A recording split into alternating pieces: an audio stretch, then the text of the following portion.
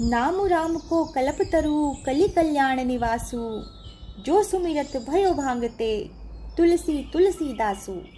कलयुग में राम का नाम कल्पतरु, मनचाहा पदार्थ देने वाला और कल्याण का निवास है, जिसको स्मरण करने से भांग के समान तुलसीदास जी तुलसी के पौधे के समान पवित्र हो गए। प्रयाग के पास चित्रकूट जिले में राजपुर नामक एक ग्राम है। वहाँ आत्माराम दुबे नाम के एक प्रतिष्ठित सरयू पारीण ब्राह्मण रहते थे। उनकी धर्म पत्नी का नाम हुलसी था। संवत 1554 की श्रावण शुक्ला सप्तमी के दिन मूल नक्षत्र में इन्हीं भाग्यवान दंपत्ति के यहाँ 12 महीने तक गर्भ में रहने के पश्चात गोस्वामी तुलसीदास जी का जन्म हुआ। जन्मते समय बालक तुलसीदास जी रोए नहीं, किंतु उनके मुख से राम का शब्द निकला। इसी कारण उनका नाम रामबोला रख दिया गया। बालक रामबोला की बुद्धि बड़ी प्रखर थी। एक बार गुरुजी के मुख से जो सुन लेते थे उन्हें वो कंठस्थ हो जाता था। संवत 1583 को भारद्वाज गोत्र की एक सुंदरी कन्या के साथ उनका विवाह हुआ और वे सुखपूर्वक अपनी नवविवाहिता वधू के साथ रहने लगे। एक बार उनकी स्त्री भाई के साथ अपने मायके चली गई। पीछे पीछे तुलसीदास जी भी वहां जा पहुंचे।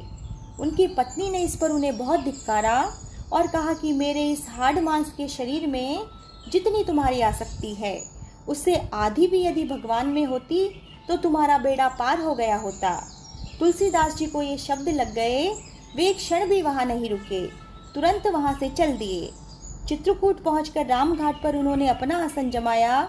एक दिन वे प्रदक्षिणा करने निकले थे। मार्ग में उन्हें श्री राम के दर्शन हुए।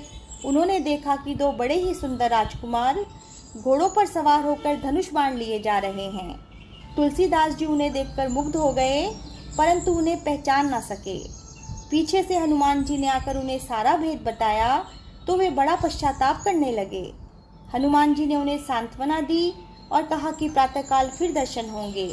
संवत 1607 की मौनी अमावस्या बुधवार के दिन उनके सामने भगवान श्री राम पुनः प्रकट हुए।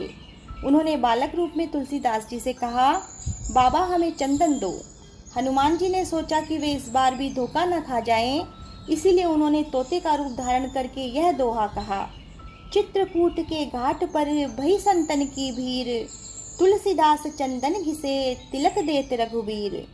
तुलसीदास जी उस अद्भुत छवि को निहार कर शरीर की सुधि भूल गए।